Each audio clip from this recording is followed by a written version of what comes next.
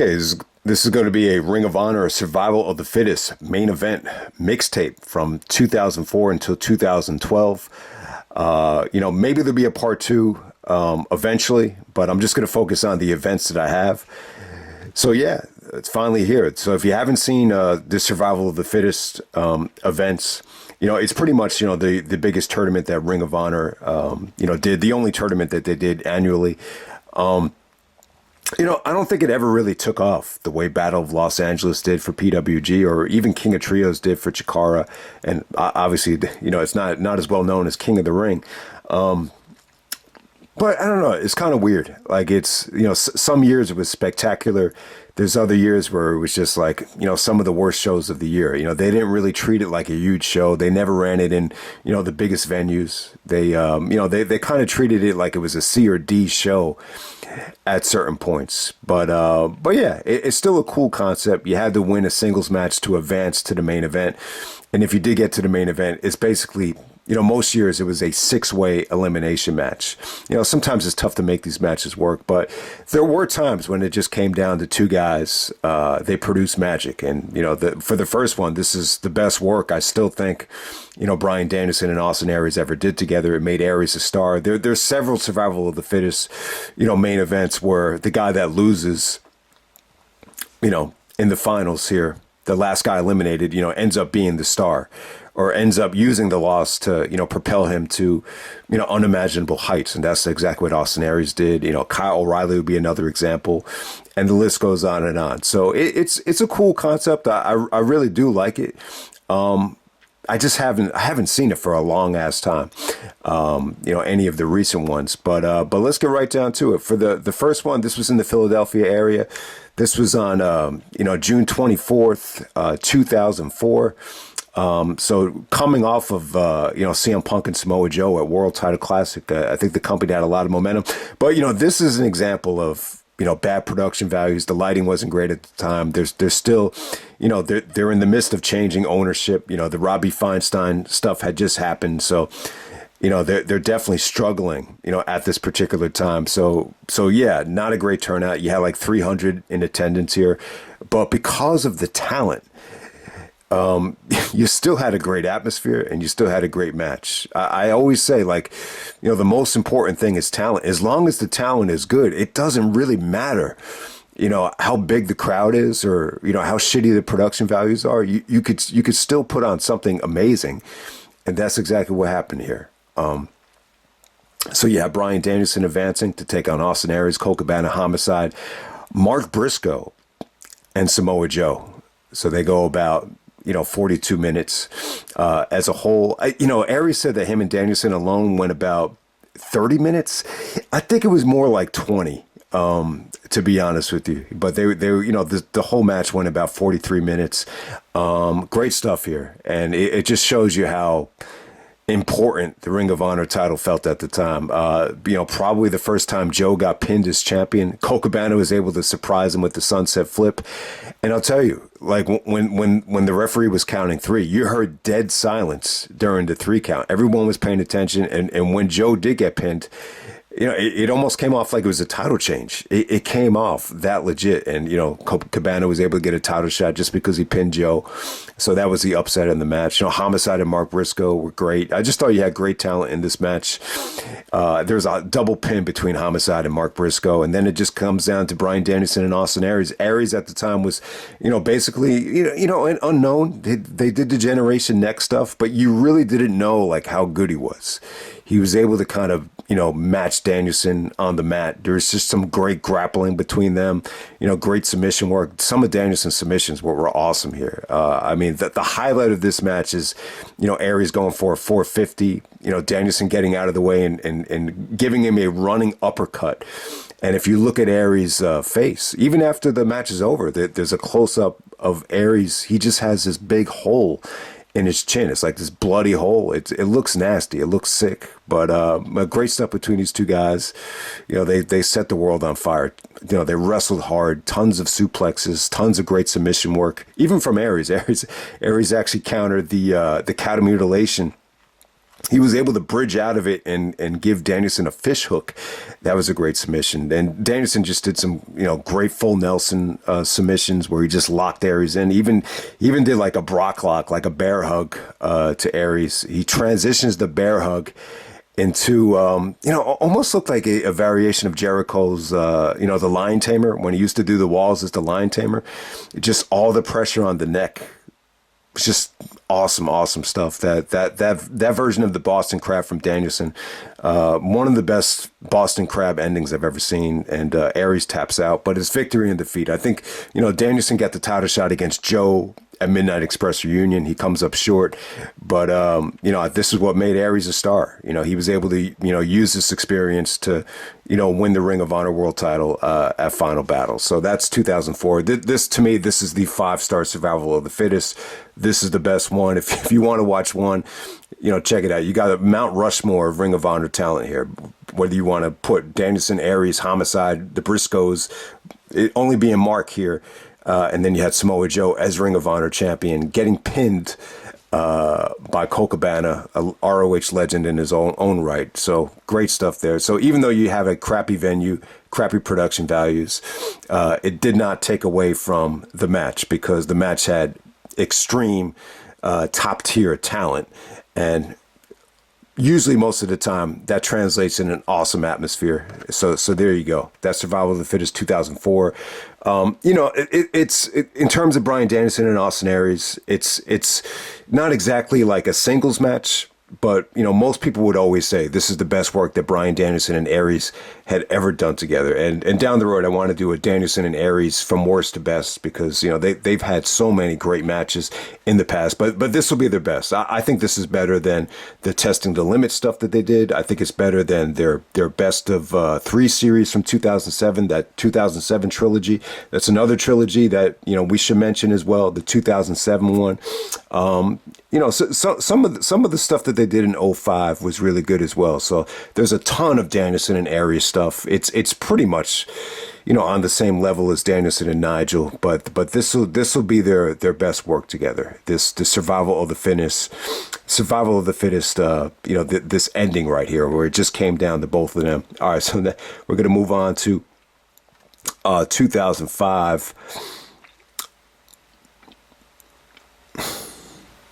So this is from Dorchester, Massachusetts, the National Guard Armory. That's got to be a typo there. I thought that was the one in Philly. So this was actually right before Joe versus Kabashi. This was on September 24th, 2005. So Punk had just left the company. The Ring of Honor, I thought they had a ton of momentum at this time.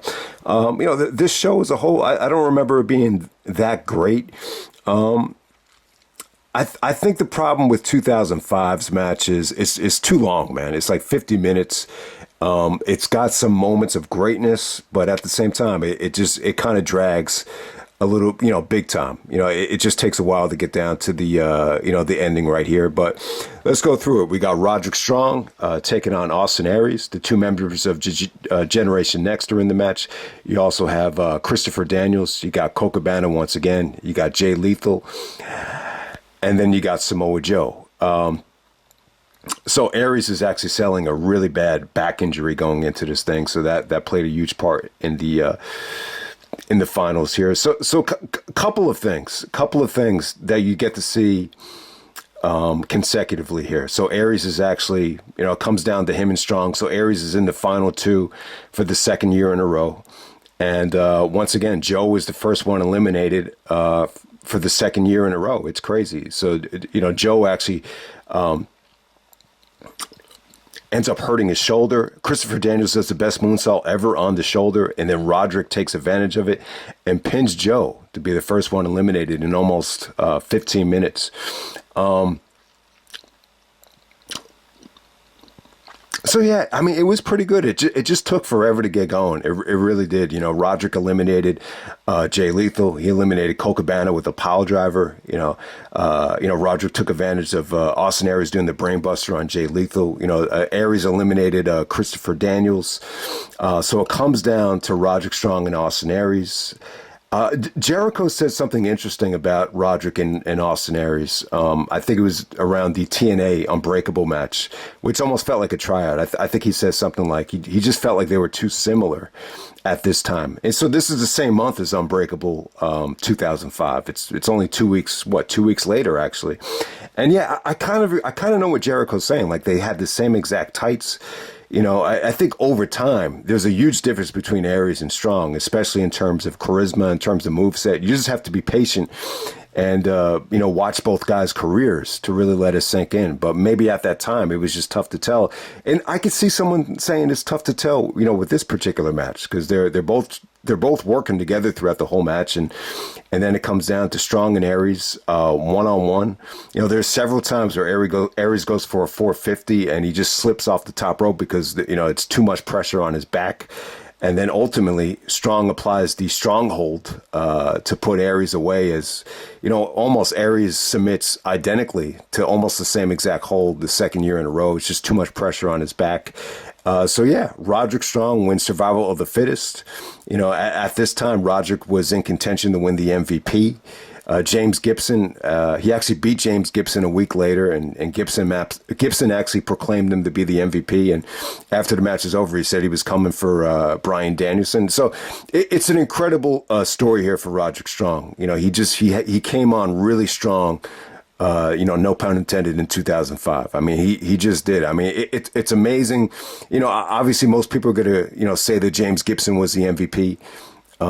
But even James Gibson himself, he lost to Roderick, and he even said, your MVP for 2005 is Roderick Strong, officially, according to him, after their classic at Unforgettable.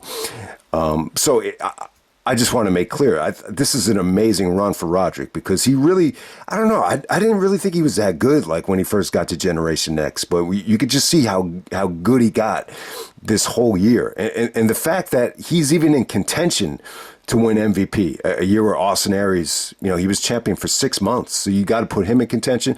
This is the same year as the Summer of Punk. This is the same year where Joe was like becoming a draw for Ring of Honor with the Pure title. This is the same year where Bryan Danielson wins the Ring of Honor World title.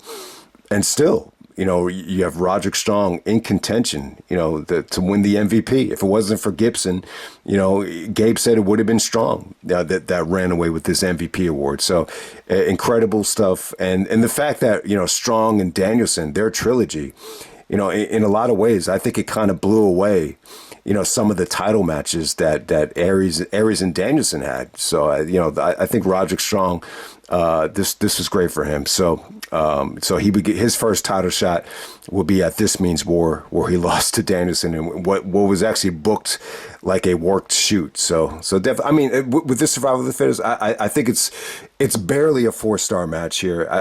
It doesn't have a lot of replay value for me, but Roderick was great in it. His backbreakers to Aries were really well sold. Joe getting eliminated was just very well done. You had good talent in this match. I thought it was really good. You had moments of greatness, but the match as a whole, I think they could have cut this down, at least by 20 minutes, and it would have probably been just as good. So, but still, this is a middle of the road Survival of the Fittest. I wouldn't say it's one of the best, but it's definitely not one of the worst, because it still feels, to me, this feels like prime heyday Ring of Honor. So we're going to move on to 2006. This was actually in Cleveland, Ohio. You had about 400 in attendance. This was in October 6th, 2006. So let's go through it, man. We got Delirious and Matt Sydal taking on Austin Aries, Jay Briscoe, and Mark Briscoe. So you almost had like a tag team situation here with the Briscoes taking on Matt and Delirious throughout most of the match, just kind of working as teams. And Aries is the odd man out, so he's the first one eliminated. So that made a lot of sense. And they definitely learned from their mistake from the previous one. This is like 25 minutes shorter. They only go about 35 minutes here, and it just worked for the better. You only have 5 guys here. So the Briscoes were great. Briscoes were working together. And, tremendous feats of strength from Jay Briscoe. The gorilla press into the, Death Valley driver to Matt Sydal looked awesome. So Briscoes are really rolling, and they go for the Doomsday Device. Sydal actually counters the Doomsday Device into a roll-up, to put Jay Briscoe away. They end up ganging up on Mark. Sydal hits a beautiful shooting star press, and then it comes down to Matt Sydal and Delirious, man. Great stuff between them. These two guys know each other. They came in the Ring of Honor working together, and they just went out there with a bang. I mean, they delivered like 10 minutes of just greatness here. So in some ways, this is the best match I think Delirious had ever had. This is probably, the biggest match Matt Sydal ever had. I mean, the only other match that comes close to like the biggest match Matt Sydal ever has when he was Evan Bourne taking on Jericho at, I think it was at Fatal 4-Way or Cyber Sunday? I think there was a Cyber Sunday match with Evan Bourne that was pretty big for him, where he got a huge win. And then I think it was that Fatal 4-Way where he pinned Jericho, right? In 2010. I mean, that was a big match for him. He wrestled Punk on Rampage. But to me, like, this is the biggest moment I think Matt Sydal ever had, in Ring of Honor. Him and Delirious go back and forth. Sydal actually does a moonsault into the crowd. Think about how tough that is. There's just several, drivers that Sydal and Delirious kick out of. Great submission work from Delirious. He actually makes Sydal tap out to not the Cobra clutch, but the Cobra stretch to put Matt Sydal away. So, I'm not a huge Delirious fan. I think he actually did challenge Bryan Danielson several times in 2006. I think he got the title shot at Honor Reclaims Boston. Danielson was kind of banged up at the time. So I think their previous match at Ring of Homicide, that will be the best Danielson-Delirious match. So, but, Delirious became a name. He's more of a comedy act to me. I'm not a huge fan of Delirious overall as a booker for Ring of Honor, but, big match for him. And he goes over Sydal to win Survival of the Fittest 2006. So once again, the great thing about this tournament, and especially in 2006, you gave two guys a chance to really go out there and shine that really needed it. I think both guys, really, really did need it. And, two guys that knew each other well enough to deliver a classic. And yeah, this was great. This is one of the best matches that I think Ring of Honor produced, in the fall of 2006. We always talk about, maybe they went through a drought, between Glory by Honor and Final Battle, but this would be like the hidden gem in the fall of 2006. All right, we're going to move on to 2007. This was a crazy event for me, man. It was pretty cool. So they're in Las Vegas, Nevada. This is the West Coast debut for Ring of Honor. There's 200 to 300 in attendance. This is Sam's Town Hotel and Casino. I gotta say, man, this event felt different. I actually love this show, even though it's not a great show. I have like a nostalgia for this double shot, this West Coast double shot with Survival of the Fittest and Chaos at the Cow Palace. You had some different guys in this tournament here, like West Coast guys like Carl Anderson, T.J. Perkins. You had Human Tornado. Human Tornado actually makes it to the finals here. He's the first one eliminated. Hero eliminates him with the Hero's Welcome after he takes his eye off the ball here. But this is Chris Hero taking on Austin Aries, Claudio Castagnoli, as Hero would say in the aftermath. Human Tornado, Rocky Romero, and Roderick Strong. So yeah, this, from a match quality standpoint, one of the shortest and probably one of the weakest Survival of the Fittest matches. But to me, it's one of the more memorable performances. Hero eliminates everybody. He eliminates Tornado, Rocky, Aries, Roderick, and then it comes down to him and Claudio. I just thought this was great for his character. He really, I think a lot of people saw this match before Final Battle. And, I'll tell you, man, Hero was the most over guy at Final Battle. The Chris is Awesome chants were incredible. And this is where he started it. you know, the Chris is awesome stuff. Him and Larry Sweeney were just like relaxing and chilling. Hero's doing squats. He's actually chanting. He's actually mocking the match by just chanting, Chris is awesome. And, you know, he just picks his spots. He comes in there and eliminates guys when they don't see him. He actually pays off Roderick Strong to help him. And then he turns on Roderick, hits him with the Hero's Welcome, and then he takes the cash back out of Roderick's knee pad. So that was probably the highlight of the match. And then it comes down to Hero and Claudio. But, you know, pretty good stuff between Hero and Claudio. I can't say that this match, you know, did a lot for Claudio. Claudio had already won the Race to the Top tournament, so he did not need to win here. You know, Hero and Claudio, they did their thing. I wouldn't say they stunk out the joint, but it wasn't some of their best work. But, you know, Hero actually goes over with the Hangman's clutch submission to make Claudio pass out. And Chris Hero is the new Survival of the Fittest champion. He actually took on Nigel at Glory by Honor weekend, but Nigel was actually injured, but they still had somewhat of a match. But he's, you know, to make up for it, you know, he got the title, he got the number one contender, you know, match at Final Battle and that Fatal 4-Way where, you know, he was the most over guy. But, you know, the highlight here, man, you know, I remember Ring of Honor, they actually did like a, you know, best of 2007 reel, and they actually ended it with Hero and Sweeney on the Vegas Strip just celebrating after the match is over. So they're out there in the middle of Las Vegas, all the lights, all the, you know, people in the street, the Vegas Strip, and Hero and Sweeney start chanting, "This is awesome," in front of everybody. And Sweeney starts bragging to everybody about how Chris Hero is the best professional wrestler in the world, on earth. And then this one guy comes up to him and he's like, "I don't believe you. I don't believe you." And then this other guy does. And he has like a drink in his hand. And he's like, "Here's the man right here, Chris Hero." And then they ended by just chanting, "Chris is awesome. Chris is awesome." It's like, and then Sweeney's like, "Ain't no doubt about it, baby. And don't ever forget it." So awesome stuff. These are good times between Hero and Larry Sweeney. I thought it was really, really cool. So I love this version of Chris Hero, even though it's not technically the best version of him. It's by far, you know, the most entertaining stuff, and you know, definitely from an entertainment standpoint, it's probably my favorite Survival of the Fittest. This was 2007 in Las Vegas, the Las Vegas debut, West Coast debut. So in 2008, you know, they didn't run Survival of the Fittest. Yeah, this is the October 2008. This is the same month Gabe Sapolsky got fired. You know, for economic reasons, they decided not to run Survival of the Fittest. But if you listen to Gabe Sapolsky's shoot interviews, Davey Richards was going to win Survival of the Fittest 2008. That would have been an awesome match. Perfect choice, because we all know Davey, you know, went on to, you know, some amazing things in 2009 with the Wolves, and some incredible singles matches as well. The highlight being with Kenta at Supercard of Honor 4. But you know, we're going to jump to Survival of the Fittest 2009. I remember I was excited about this. I actually did a preview of it, even though we weren't going to see the show until January.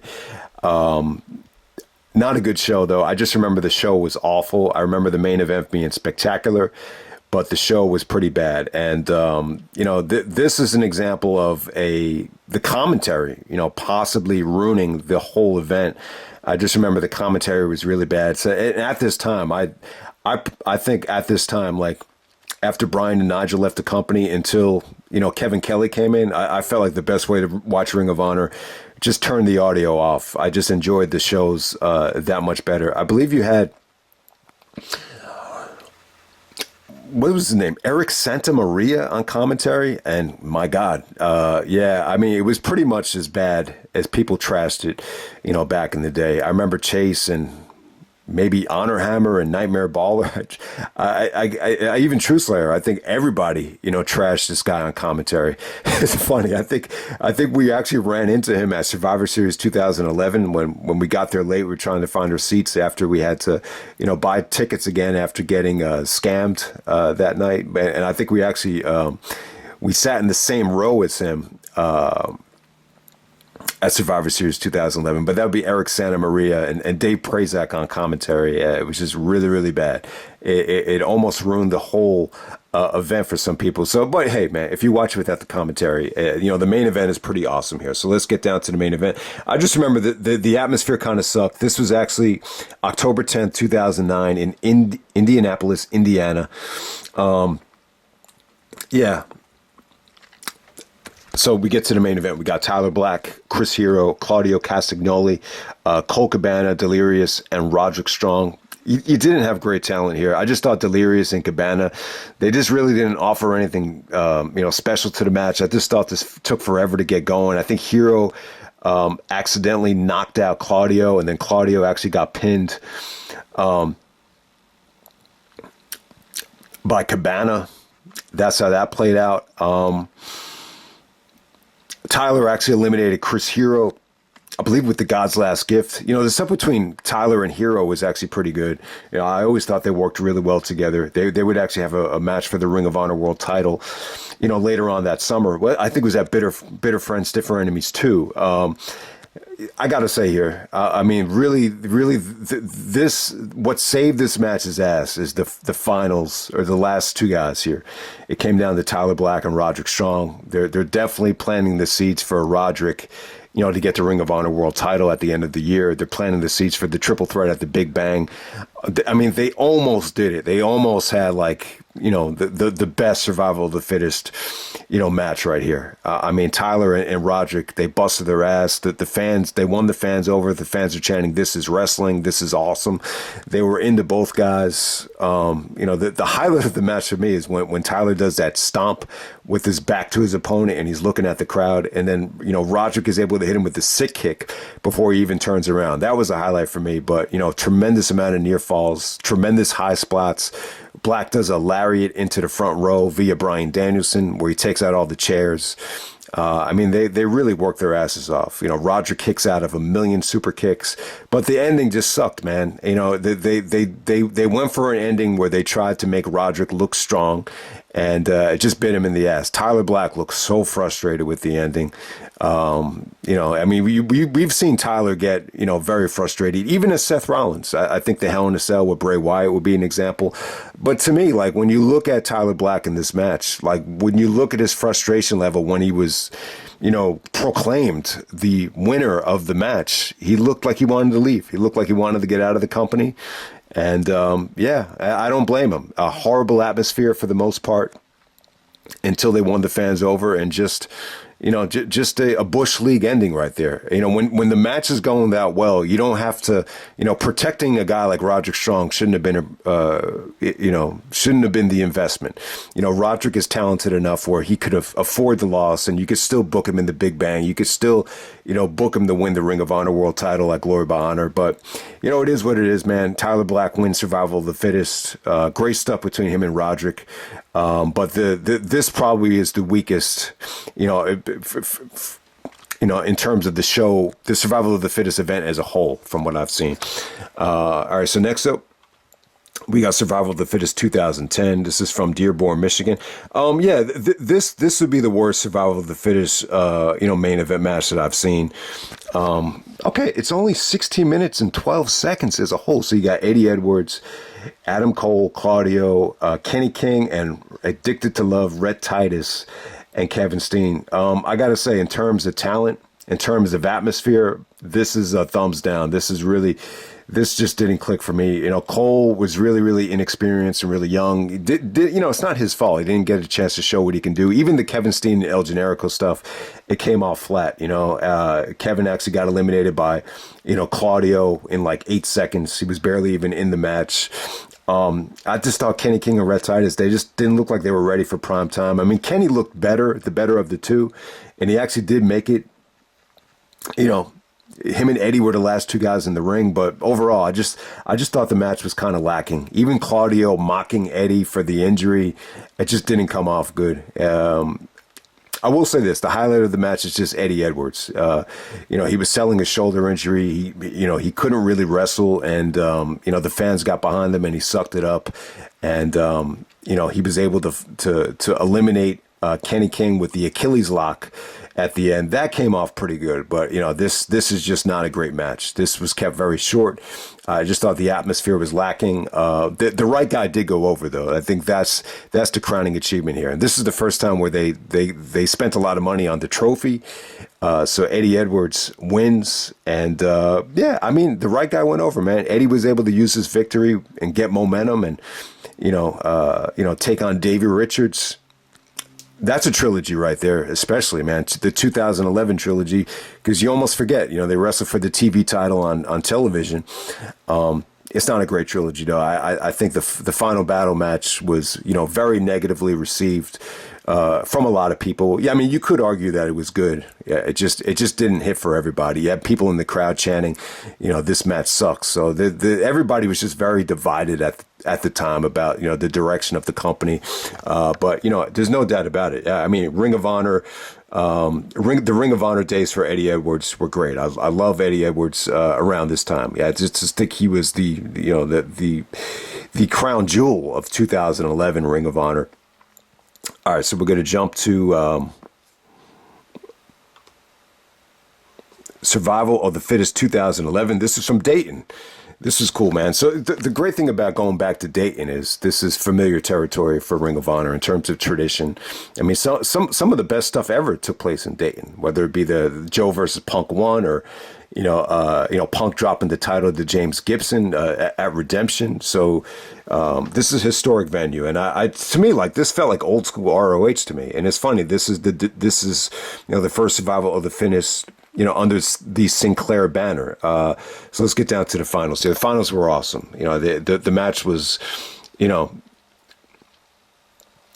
didn't go too long, but you just had great talent. You had a great atmosphere. Everybody could go. This was one of the best things of 2011, one of the best Survival of the Fittest matches. You got Michael Elgin taking on Eddie Edwards, Jay Briscoe, Kyle O'Reilly, Mark Briscoe, and Roderick Strong. So there's no weak links here.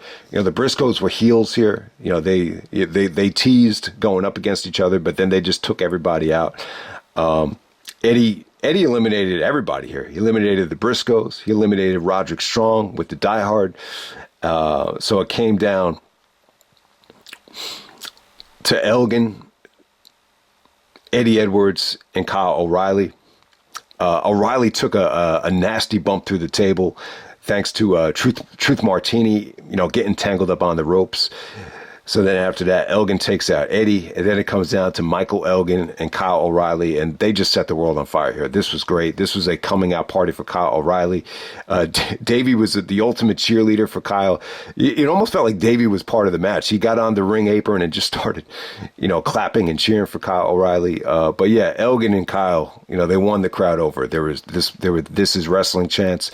O'Reilly's, combat skill was on full display. He looked like a beast out there, pulling off regal plexes, the drop kicks into the guardrail, fighting off of, Elgin with that front guillotine face lock, Elgin's counter to the face lock with the, the Falcon Arrow, and then the choke slam. Elgin showed tremendous feats of strength. These two guys made for a great combination. It's matches like this where you can see, Kyle is like a blend of like Bryan Danielson and Davey Richards all into one. It's a shame, man. I don't know if we'll ever see Kyle wrestle anytime soon. I hope he recovers, but yeah. This performance at Survival of the Fittest, even though he loses, Michael Elgin wins. This perfectly sets up Elgin and Davey at Showdown in the Sun. There's great tension there. So yeah, this came off great. This really felt to me like Ring of Honor still had some juice to it at this time. So Survival of the Fittest 2011, I would definitely say probably the crowning achievement at the the second half of 2011 as Sinclair was at the head. All right, so next up we got Survival of the Fittest 2012. This was interesting, man. I totally forgot about this. When I put the DVD in, instead of scrolling down to the main event, you had to scroll down to the episode. They had all the different TV episodes on DVD. So they released it on DVD, even though it was exclusively on television. So that was cool. I'm glad that they released it on DVD, and I totally forgot that the whole event happened on TV. But yeah, for 2012, you got Jay Lethal taking on Adam Cole, Davey Richards, Michael Elgin, Mikey Mondo, and Roderick Strong. So when did this happen? This took place on September 22nd, 2012. I believe Jim Cornette was still there. I think he got fired maybe a couple weeks later. Yeah, so he was still there. So maybe that's why Mikey Mondo was in the match. He was the first one to get eliminated, though. He was eliminated by Roderick Strong. Elgin Elgin came down to the final three. Elgin was in there at the final three. But Lethal and Davey kind of ganged up on Elgin to put him away. And then, the ending, it was pretty good. I got to say, this is a good survival of the fittest match. Wouldn't say it's one of the best. Wouldn't say it's one of the worst. But the ending between Lethal and Davey, was great. Lethal busted out some great submission work. The ankle lock, and the surfboard combination at the same time on Davey was really, really cool. Davey still looked like, prime Davey Richards here. He went out of his way and put over Jay Lethal. The same kind of chemistry that they showed at Glory by Honor later on that year, you got to hear. I think Lethal and Davey had tremendous chemistry. Lethal goes over with the lethal injection, but, Davey still looked awesome here. This is very, very reminiscent of, Davey and Elgin at Showdown in the Sun, just a back and forth. Nigel on commentary. The kickouts were great. They kicked the crap out of each other, and this is a great ending right here. I really, really enjoyed it. This is probably going to end up being forgotten because it was on television, but it was pretty damn good though, man. All right, so the end of the video, I just want to go over the history of the tournament. So on Wikipedia, you can't find any of these on Wikipedia. I had to go to Cage Match for all of them. But yeah, man, I guess they kept doing these until 2021. So 2004, you had Bryan Danielson. 2005, Roderick Strong. 2006, Delirious. 2007, Chris Hero. 2009, Tyler Black. 2010, Eddie Edwards. 2011, Michael Elgin. It looks like Elgin's the only one to win this thing twice. He won it in 2011 and 2015. Jay Lethal won it in 2012. Adam Cole won in 2014. Elgin won in 2015. I heard 2015 was really good. The ending between Elgin and Jay Briscoe was one of the better endings that they've done. Bobby Fish in 2016. I think that was a 2-night event. Punishment Martinez in 2017. 2018, Marty Scurll. And 2021, you have Bandito, who actually took on Roosh at was it at Best in the World to secure that title shot. But yeah, man, I got to say, when you look back at this thing, I think Bryan Danielson in 2004, that's the best one. The finals between Tyler Black and Roderick from 2009. That puts it up there for one of the best ones, even though the event kind of sucked. And, I just thought that match took a while to get going. The Michael Elgin victory in 2011, I got to say, that's one of the better ones as well. With Elgin and O'Reilly, and when it came down to both of those guys, that's a good one as well. So from what I've seen, I would say 2004, 2009, and 2011 are the best ones. 2006 is really good as well. The Delirious and Matt Sydal, that ending was really, really good. 2005 was solid. I still think it was great.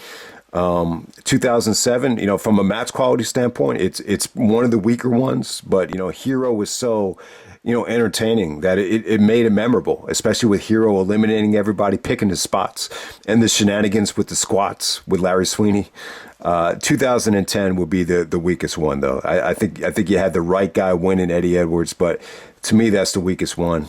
2012 was solid, but it's probably going to be forgettable because that whole event happened on television. But yeah, Jay Lethal in 2012. Nigel was actually saying that this, a lot of times Survival of the Fittest would end with guys that needed it, but that was a rare case where you got guys trying to get themselves back on track with Davey and Jay Lethal. So yeah, man, I would say the best one still 2004 with Danielson over Aries. I would say the worst one would be 2010 with Eddie Edwards over Kenny King. So that's pretty much it, guys. Hope you enjoyed the video. That's the Ring of Honor Survival of the Fittest Part 1, and I'm out.